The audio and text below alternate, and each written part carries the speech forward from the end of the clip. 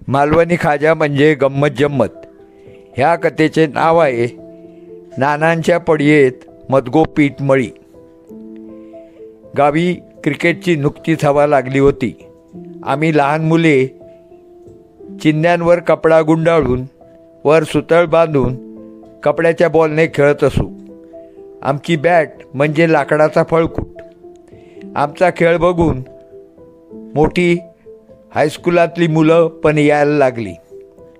हायस्कूलातली म्हणजे 8वी ते 11वीची मुले.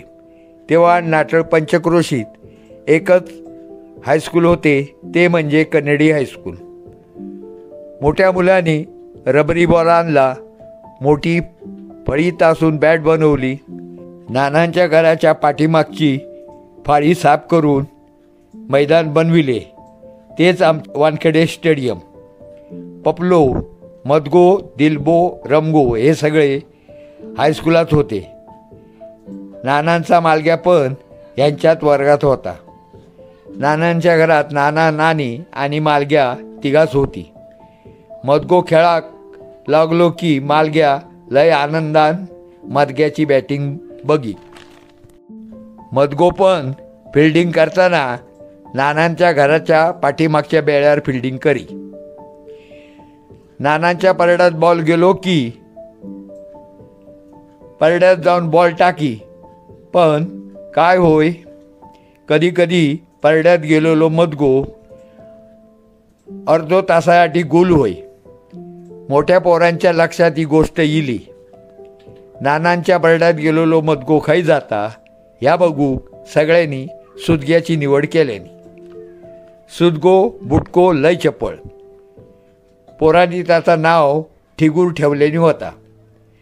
रविवारचा दिवस होतो, आम्ही खेळत होतो. तेवढ्यात नाना नानी मागच्या बेळ्यान बाहेर इली. नानी म्हणाली, गो मालग्या, आम्ही बारीत जाऊन येताव. खंय बाहेर जाऊ नकोस, कोंबड्यांवर लक्ष ठेवू.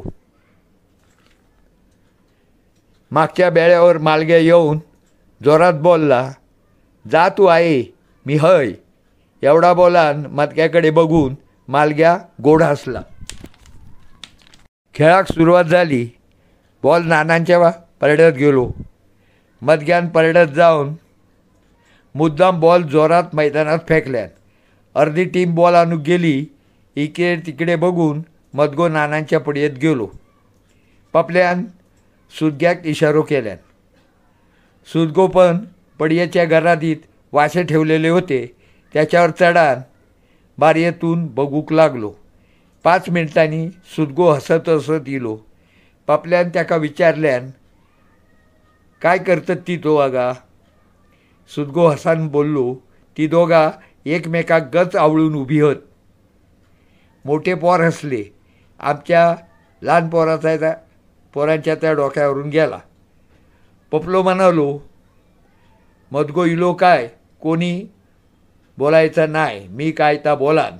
मी बोलल्यावर तुम्ही सगळ्यांनी जोरात टाळ्यो वाजवायची.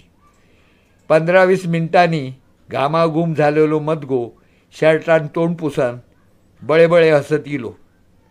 तेव्हा पपलो बोललो, होळी रे होळी, पुरणाची पोळी, नानांच्या पडयेत मदगो पीठ मळी.